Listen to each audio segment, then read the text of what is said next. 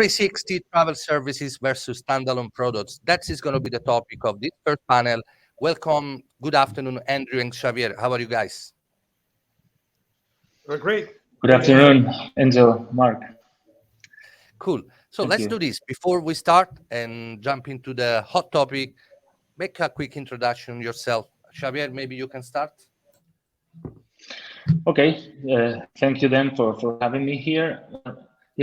I'm changing the way that I'm going to explain Globic to all of you because after just hearing what Mark has said, I think that we are like the HyperGuest of tours and activities. What we do is more or less the same. The tours and activities vertical in the travel industry is super fragmented. It's millions of operators around the world, and it's mostly offline. So the number of products that you can book online, it's growing, but still lagging behind flights and hotels by a wide margin. So Globic is a connectivity platform. What it does is connect demand and supply, operators and travel distributors through our technology, through APIs, through integrating a lot of APIs. So we can consolidate all these products, we can consolidate all these connections, and then make it easier for the travel sellers just to embrace this kind of products. That's basically what we do. Great, thank you, Xavier. I think the audience now start to understand more a little bit of our guests. So in this way, it's more, I have to say, it's easier to follow a proper conversation. Andrew, it's your turn. Well, I'll try to be as clear as clear as Xavier and Mark.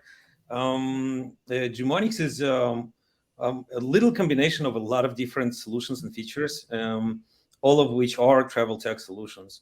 But if I would try to better deconstruct what Gemonix does, is three main elements. One is connectivity, and as Javier mentioned, a lot of APIs.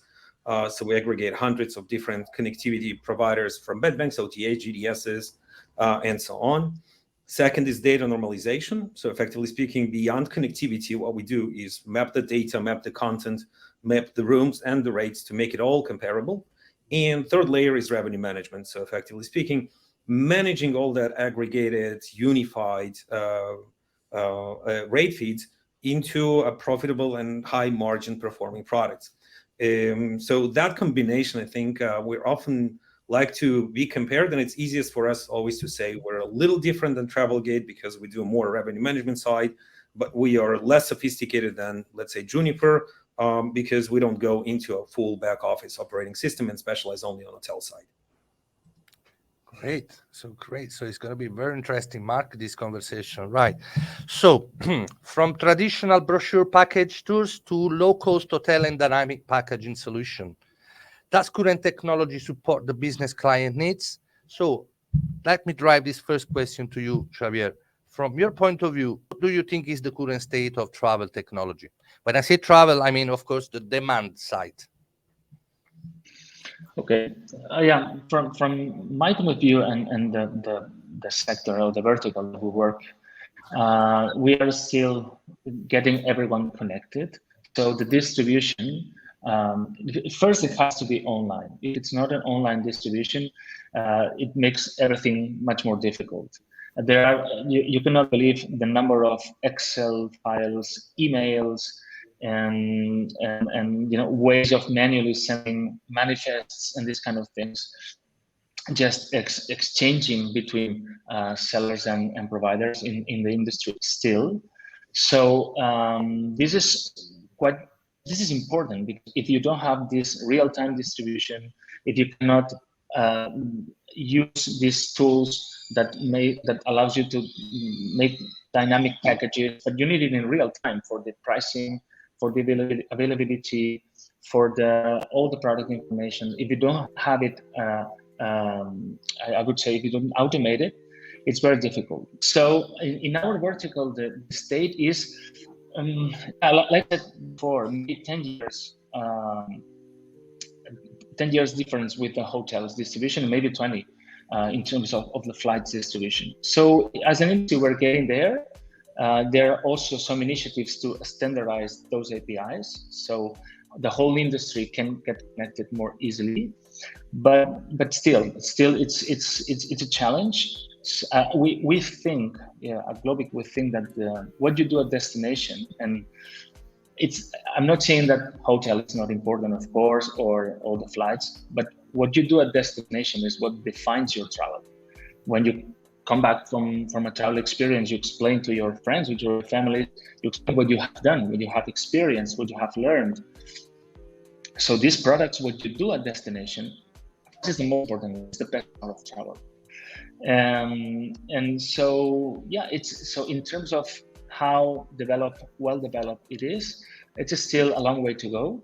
That's why companies like us, but other ones exist, and we are putting our effort into connecting the industry. Because if there is no connection, if there is no pipes, no plumbing, this will not work. Let me say also that there is another very important factor, which is the reservation technology that the operators use. In order not to use these emails or those Excels, you need that the operators embrace and use technology. They use systems like most hotels does with the PMSs and the CRSs. In the activities space, they need to use some technology with APIs that we can connect to. And I think it's only 40% of the operators in the world use reservation technology. Imagine 60% of all the operators still don't use any kind of REST tech or reservation technology. So we cannot connect to them. We cannot integrate them. And this is really something difficult for us.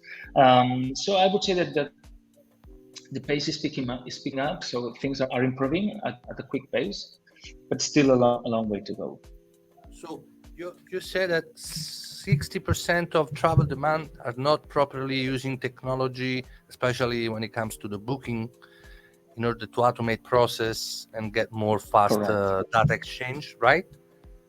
But do you think that? Sorry, and turn this question also to you, Mark and Andrew. Do you think this is more like not necessarily? I mean, this is a very provocative question, but if so many companies are not using technology to have this, automation, efficiency, and so on, is there a particular reason? Is because maybe they provide only local travel, they only provide, business and a short, distance, and they actually are doing their business and growing their business like it is, or there is definitely a pace will change the trend in that perspective. What do you think, Mark? I think it's a mix of both. What you said, I think it's really accurate when it comes to activities, and I'm pretty sure Xavier has more visibility on that. But to me, the activities landscape is much more fragmented. That probably is the most fragmented one in the industry. Okay, you have to think about a local touring company, sightseeing companies. I mean, there's plenty of them. Okay, and some of them, probably because of the size, they did not invest in technology, because even they did not, I mean, up until now, probably they didn't need it.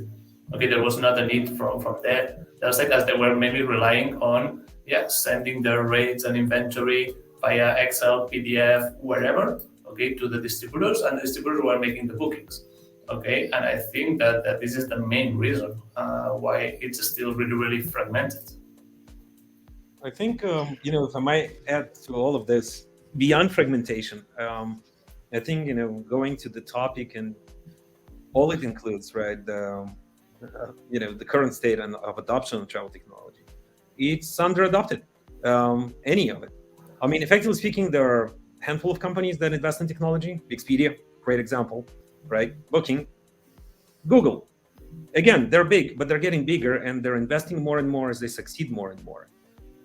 I think the biggest challenge, to be honest, mainly lies with the fact that most of the companies completely under budget what they need from a technological sense.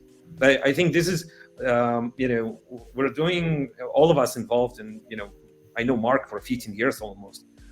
So we're all involved in the travel tech space for almost 15, 16 years.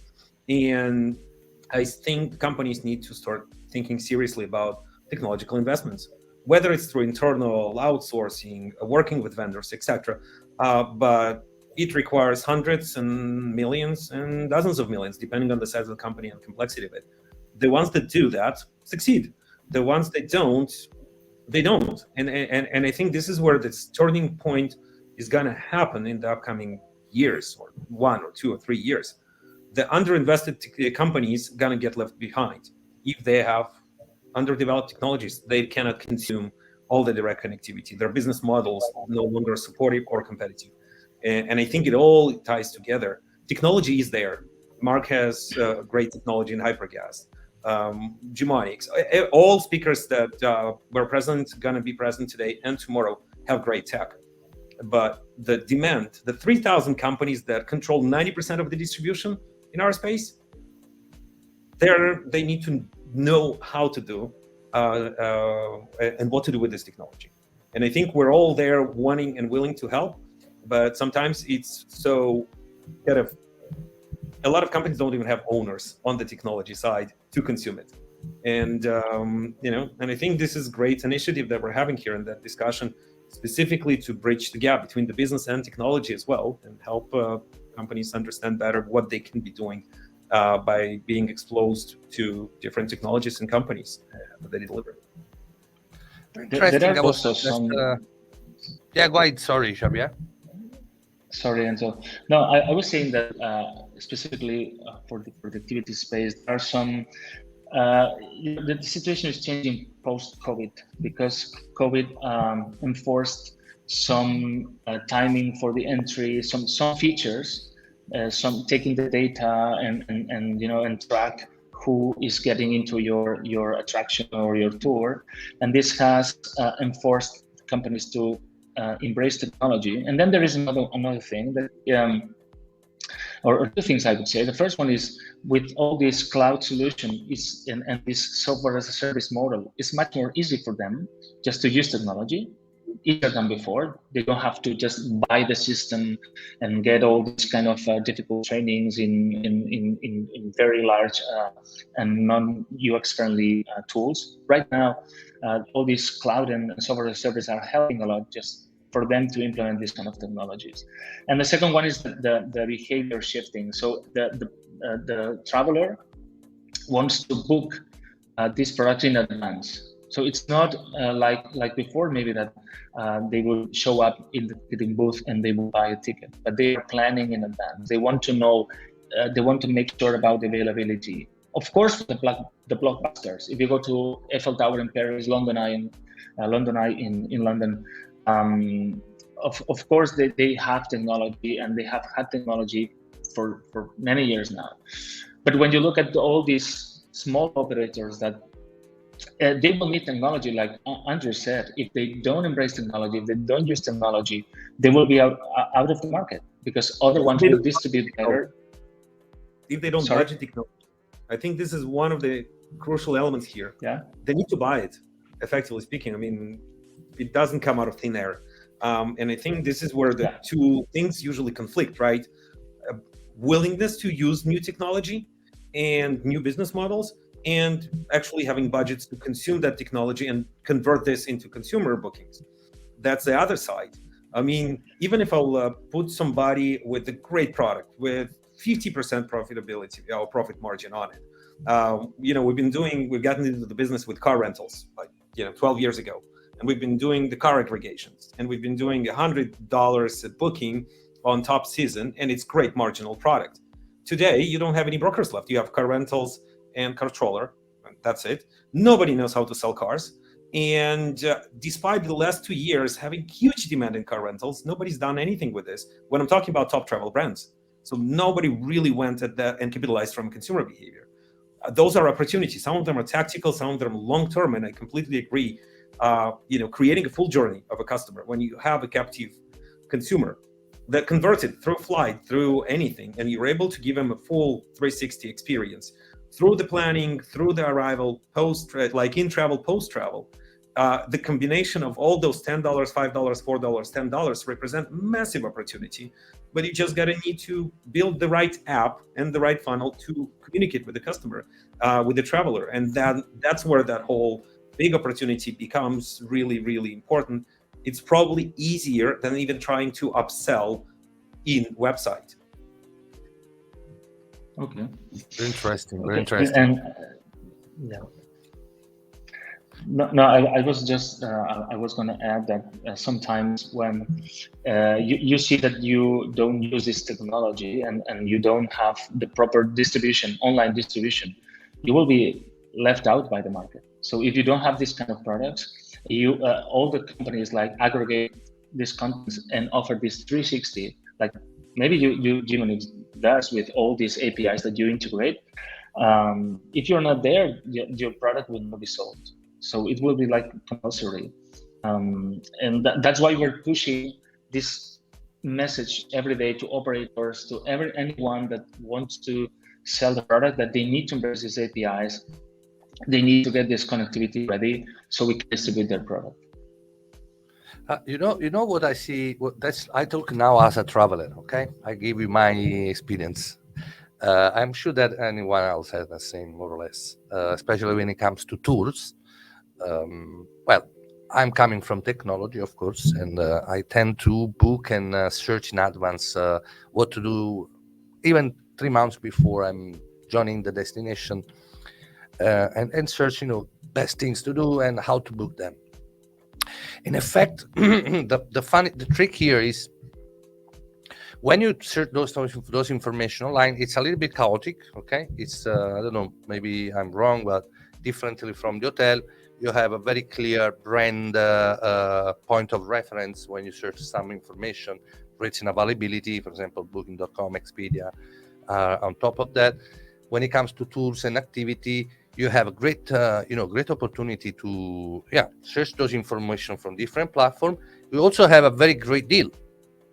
But that normally when you check in at the destination, when you check in at the ticket, let's say box office, when you purchasing the ticket on site instead of booking this in advance, you make a long check and you pay 3 times more. I don't understand why still people are using this approach. And just to give a highlight to the comments from Jaume, however, this trend is changing with full packages, and this comes now for me for the next question. So have you seen a shift from standalone product to package tours, for example? May I start? Yeah. Okay. This package tours, I would say that we're getting more and more interest from package tours or multi-day tours. It's not our specialty, honestly, because we focus on one part of the travel range of travel products. So it's not like our specialty. What we see is we were surprised sometimes when they say, no, don't worry, because we take your product and we package them with anything else.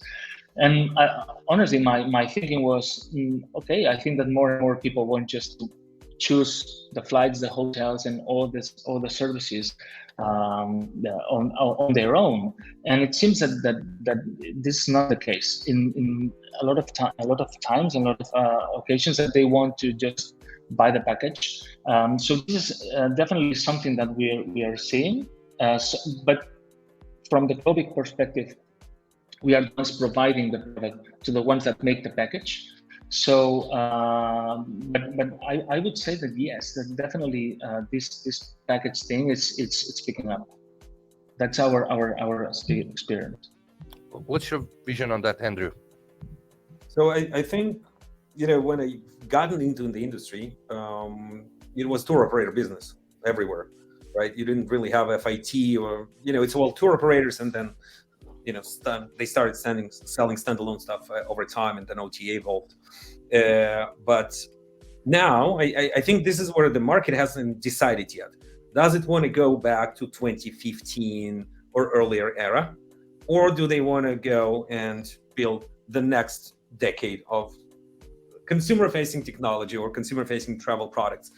And this is kind of the shift between the static packaging versus dynamic packaging. We talked about this before on several occasions. Dynamic packaging is a patent from in 1980. It's a 40-year-old invention that isn't being really utilized, to be honest. And that's where it's starting to be really, really confusing. Static rates versus dynamic packaging of shapes and forms, so dynamic tours or a combination, etc. Because the biggest and the most important value of packaging is the opaqueness of the rates, right? That's where you combine, you don't hurt anybody's parity, you can bundle a lot of things, you have great marginality to play along, you have a lot of loss leader that you can utilize, but profit on additional upsales, etc. But that requires a little bit more complex combinations. When it's going to be just packaged products, in some destinations, it might be a trend, in my view, for the next year or two coming out and going back to the simplest way of operating. But I don't believe that the big boys that still set the trends and capture more and more of consumers will go there. So it might become a niche, but I think the mainstream is going to become dynamic. And that requires that combinations and those APIs and normalization you've mentioned about, etc., to be able to combine the right product with the right sub-product with the right category for the right consumer, i.e. personalization. So if I'll summarize, the future is in personalized dynamic packaging, as far as my opinion would go for the next 10 years, because that's a holy grail of everything. Yeah, in effect, it's and depending what, on yeah, sorry, go ahead, Xavier. No, sorry, Enzo.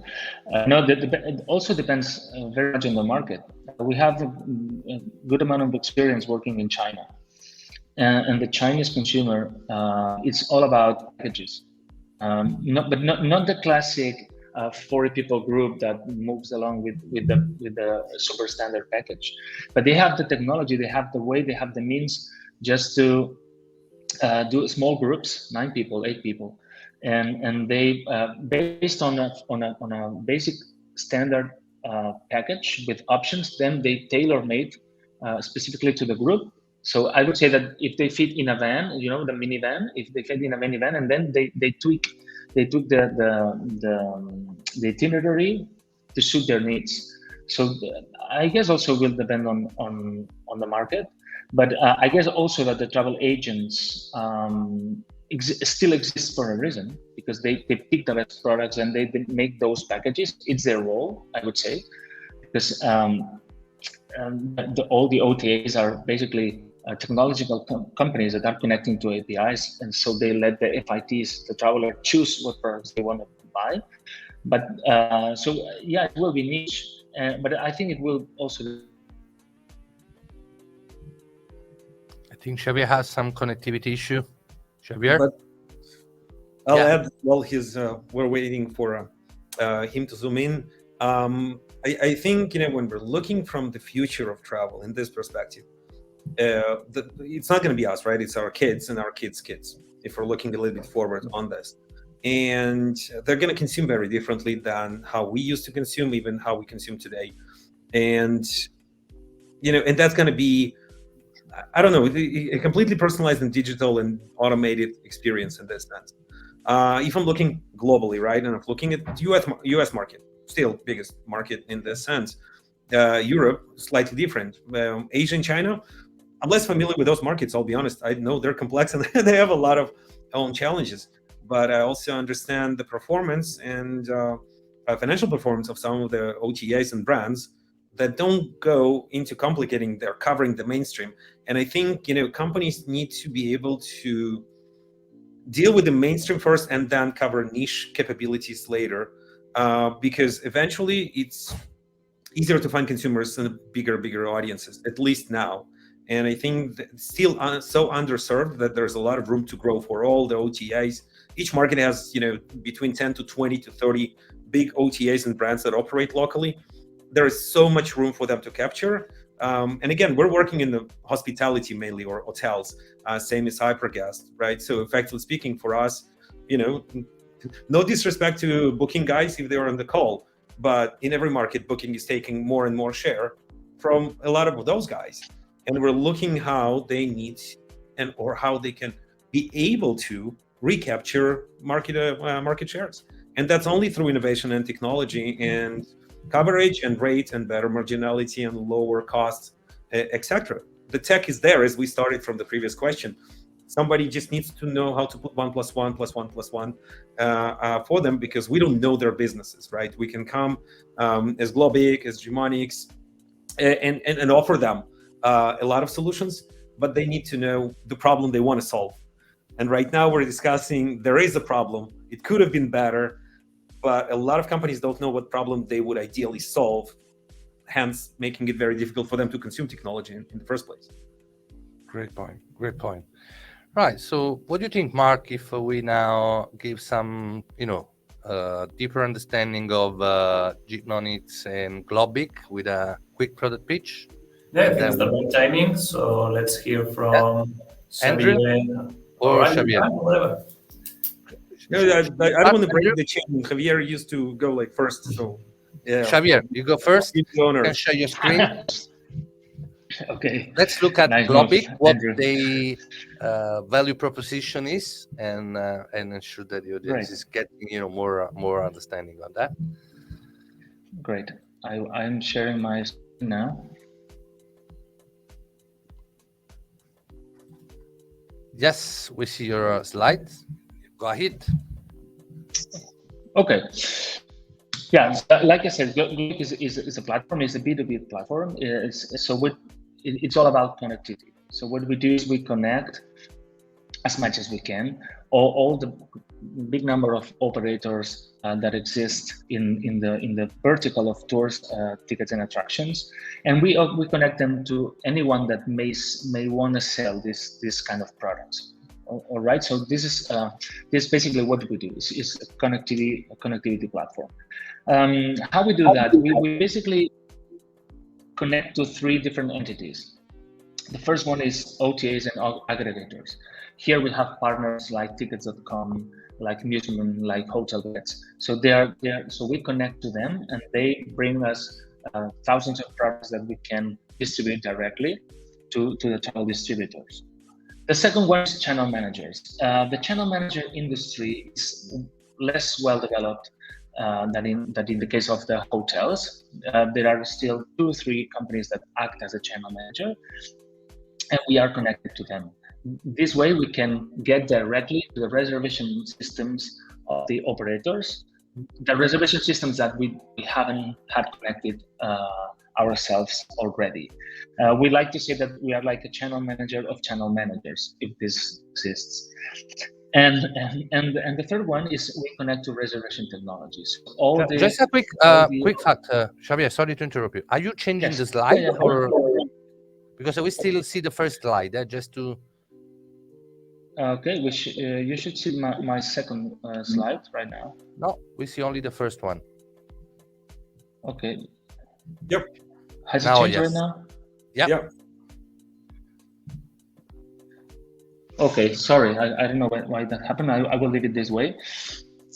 Sorry, again, quick recap. Like I was saying, we connect to 3 different types of companies. The first one is OTAs and aggregators.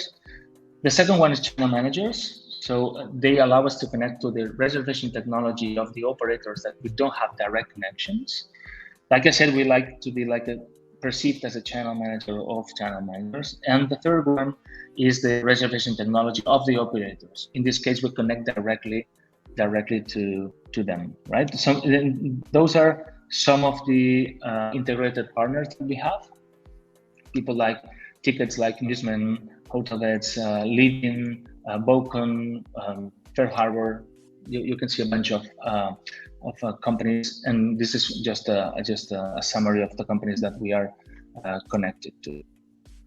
So, what value can Globic bring to the industry? What we bring to the table, right? So basically, we bring 2 things. The first one is automation.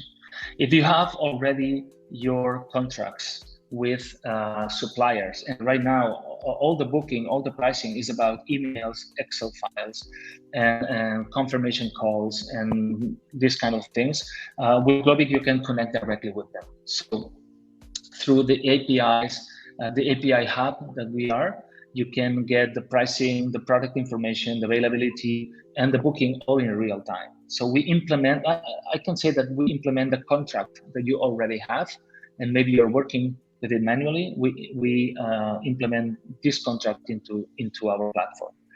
And the second one, of course, is access, product access. All this aggregated supply that we contract, all these thousands of products that we have from a very good suppliers. I like to say that we work with the best suppliers that there are. So we put all these products at your disposal. So that's basically the two main takeaways about our value proposition. Some numbers. We have more than 45,000 products in our system, more than 1,300 destinations. Of course, it's not about the number of products, because a lot of companies like to say, we have 45, I have 60,000, I have 90,000. It's not that. It's having the best products in every category. We have from sports, shows, tours, activities, attractions. So it's having the best partners that can bring you the best products in the best destinations for every category. That's why we have chosen the partners that we work with to come up with what we think is a very good and attractive catalog. Okay, so that's basically what we do. You told me to be 5 minutes long, so I hope I stick to the timing. Sure, we are still in time. Thank you, Andrew. Thank you, Xavier. Sorry, now it's the turn of Andrew. So, is the show time the business? How we say? Show me the business. Okay. Let me share my screen. I guess this one. Okay. Here we are. So, I think one point, Javier, what we've learned as we've been selling this for a while and doing what we're doing, and a lot of APIs, we don't really have a UI. We build an interface to help us sell and deliver what we do, because visualizing connectivity and API and normalization is so difficult. We've created this kind of demo solution that helps companies and partners to better understand what Gmonix does and which areas does it cover. So effectively speaking, it's just a demo solution that collects different aspects that I've mentioned that we do on a connectivity, normalization, and revenue management side. One element is anything related to mapping. So we have been doing mapping and providing mapping solutions for almost 11 years, I think. So almost as Giato, or maybe slightly earlier. Those are developed, though, however, as customized, very personalized solutions to travel companies. So it's somewhat different from a proposition perspective, solves the same problem, normalizing of hotels and room information coming in across distributed supply and demand partners. A big point of all of that is really automating all of this processes, from content collection and normalization to property updates, information, etc. This is one layer. The second layer is the element of connectivity. So today we probably have, and 95% of our business is really about hotel connectivity. We probably have about 150, 160 different sources connected, different APIs. And I think one of the elements that we've been focusing a lot is to aggregate all the different rate types, not just bed banks or just OTAs or GDSs or hub switches and PMSs, but actually allow our companies to consume all of them in a one normalized, standardized format. And that gives great flexibility to a company that wants to compare its public-facing pricing versus its net pricing, commissionable rates, and with models that HyperGuest is introducing, it giving companies even better amount of control and opportunities to to collect and compare rates coming in from their supply side. And this is the connectivity and normalization of the connectivity piece. The third layer is the revenue management piece. So if we go into how rates are coming through today, right, from different providers, they will have their different naming structures, etc. One layer that we do is collect them under normalized or unified room structure or rate structure, making all of those rates comparable. Now, once we put them into unified drips, what we're able to do is this magic thing that we like to call dynamic markup or dynamic yield management. So effectively speaking, in any unique rate combination, we are now able to define the profitability factor, the refundability, and all the different elements of that rate to establish the most competitive markup level for that specific rate on a specific channel. So B channels, it's going to be benchmarked versus other B2Bs. On B2C channels, it's going to be benchmarked versus consumer-facing or public rates or parity or bar rates, etc. So working with Gmonics on that side really allows companies to normalize all their data, connect with all their providers. I mean, imaginably, majority of them. We also source a lot of connectivity through Travelgate and Juniper, extending the network beyond our native integrations.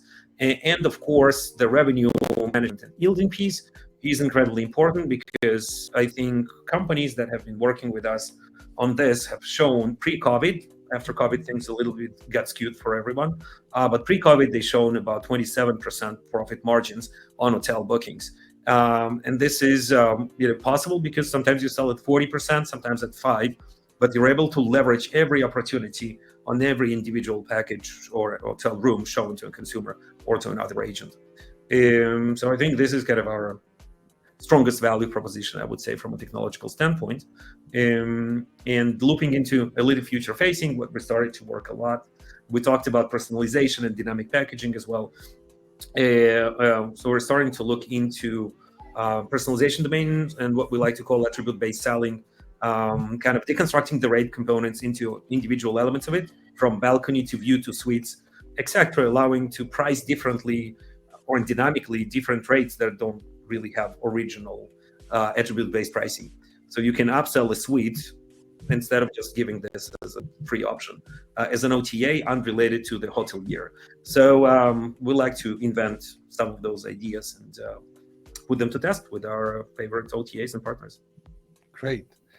Right. So, Mark, do you have anything to add, or you have some question to Xavier? No, I think that this has been a really, really interesting conversation, because obviously both companies are operating on different, let's say, products, but I think that it's a good picture of the gap between the situation that probably Gmonics encountered like when they started, okay, which is actually what Globic right now is facing. So really, really kind of atomized and not standardized, no API, no automation at all, okay. And I think that what currently Gmonics is working, especially that part that has to do with attribute-based sale revenue management applied to not from the hotel point of view, but from the operator or tour operator point of view. It's the way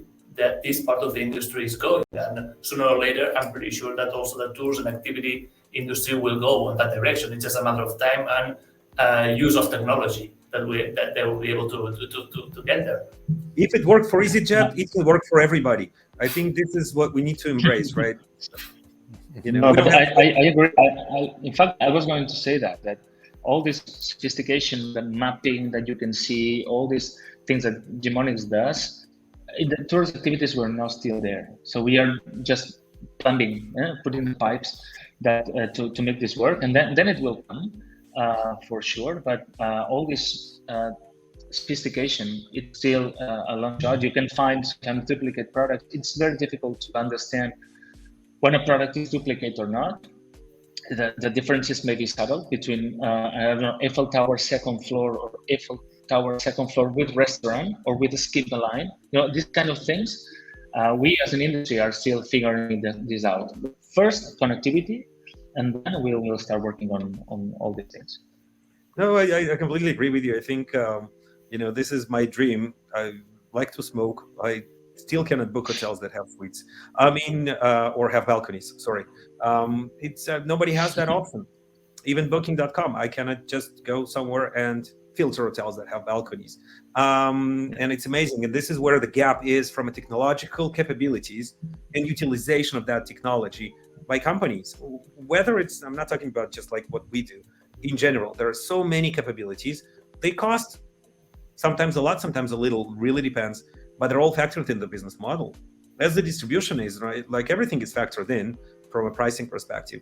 So finding the right model to the right audiences is possible. We just need to have a better open discussion and brainstorming, I guess, with the audience, because it's not such a huge industry. I mean, we are all closely connected.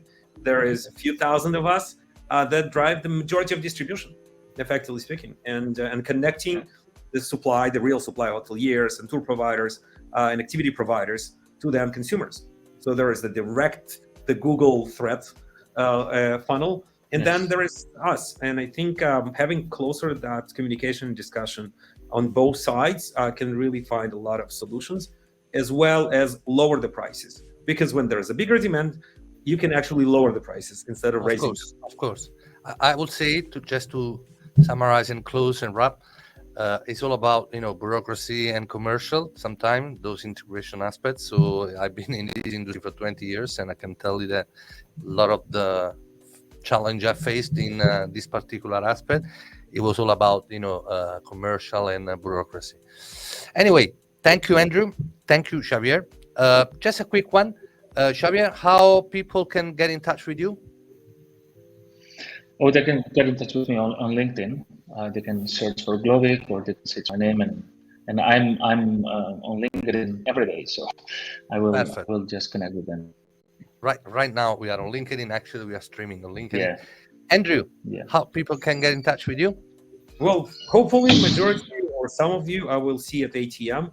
This is exciting. I think it's next week, right? Yep. I think it's double the excitement, because I've never been to Dubai. They opened up visas to Israelis, so it's going to be a cool trip, plus the first trade show.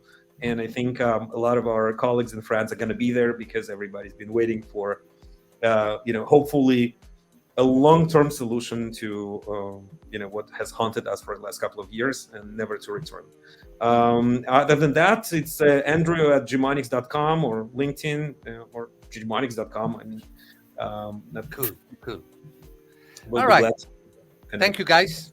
And I'll see you soon on another live streaming, maybe in the future. Thank you, Xavier. Thank you, Andrew. Bye. Thank you so much. Bye.